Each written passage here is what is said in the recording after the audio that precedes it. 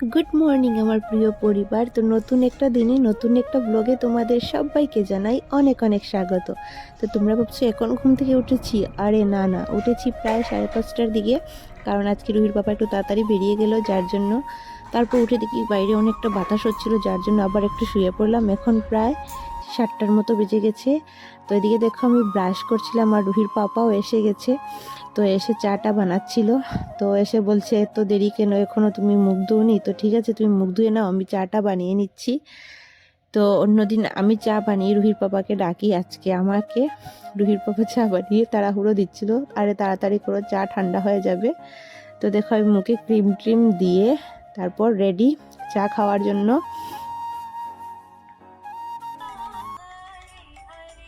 এখন চা খাবো।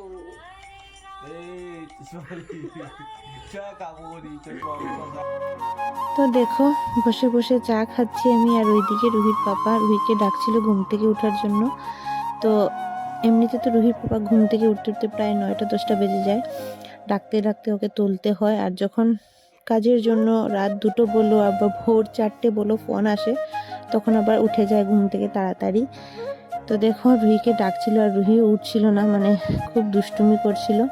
যখন রুহির পাপা ঘুম থেকে উঠে যায় তারপর আর কাউকে ঘুমোতে দেয় না, তখন না রুহিকে দেবে না আমাকে দেবে।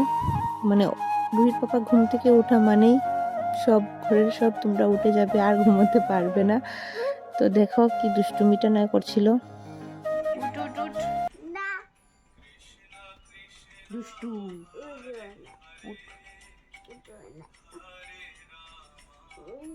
উঠে পড়াতে বসতে হবে না, মঙ্গলবার থেকে পরীক্ষা যে তোমার, মাথায় কি নেই?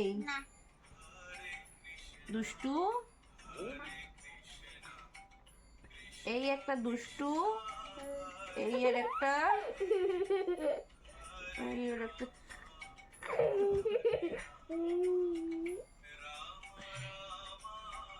উঠ না, উঠবি না? তাহলে আমি চলে যাই, কাজ আছে তো।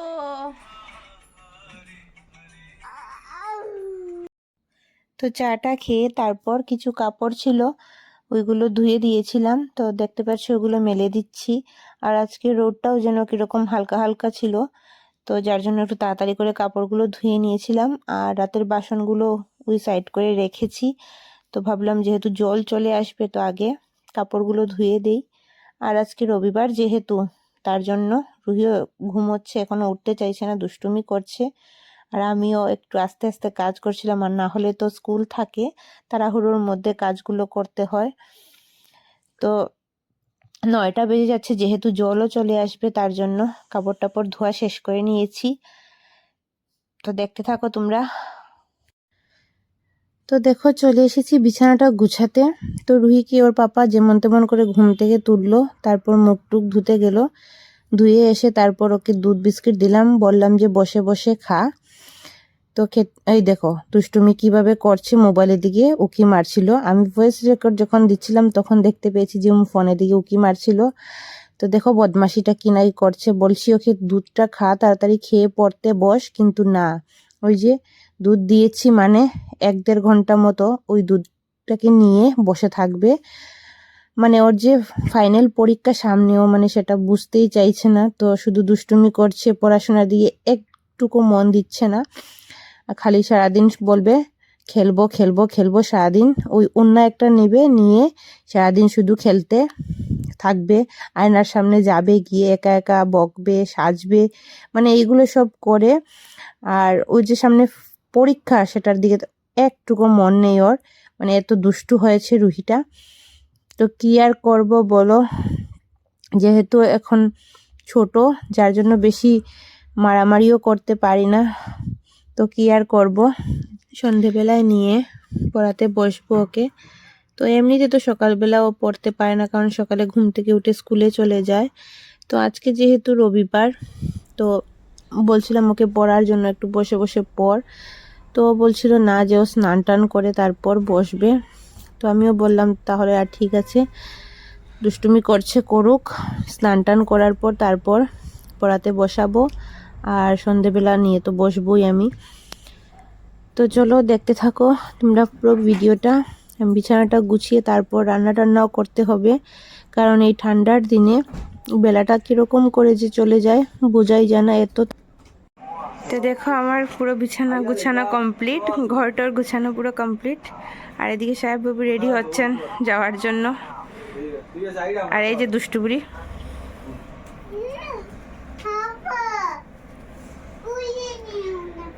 কি আর খুলে।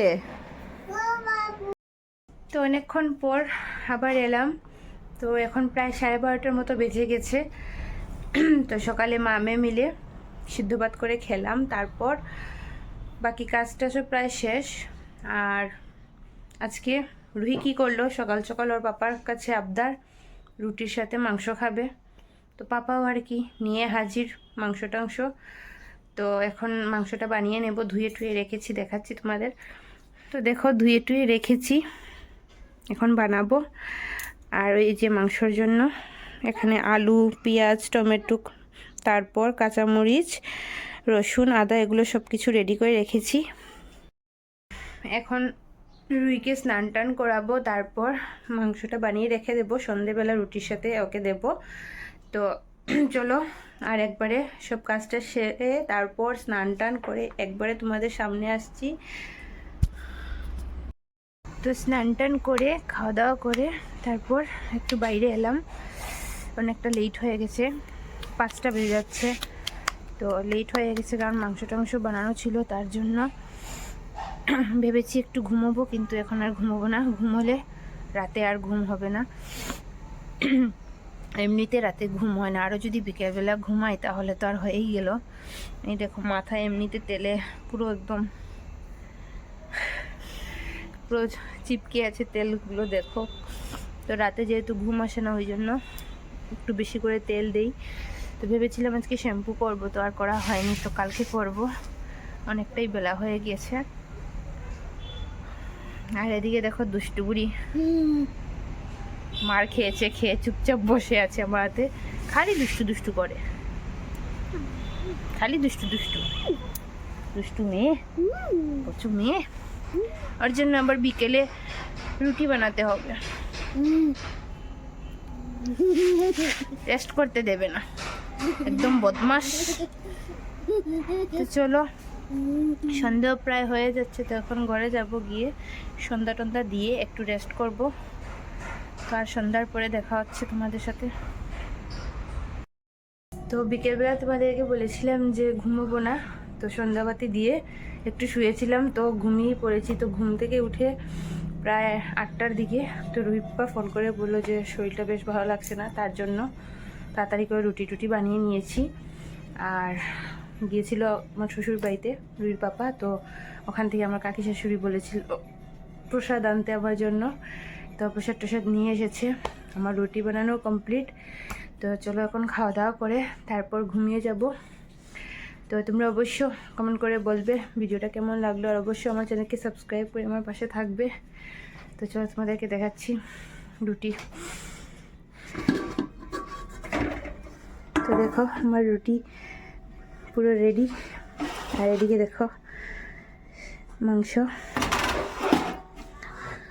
এদিকে দেখো আমার কাকি শাশুড়ি আমার জন্য পাঠিয়েছে ভোগের প্রসাদ। তো চলো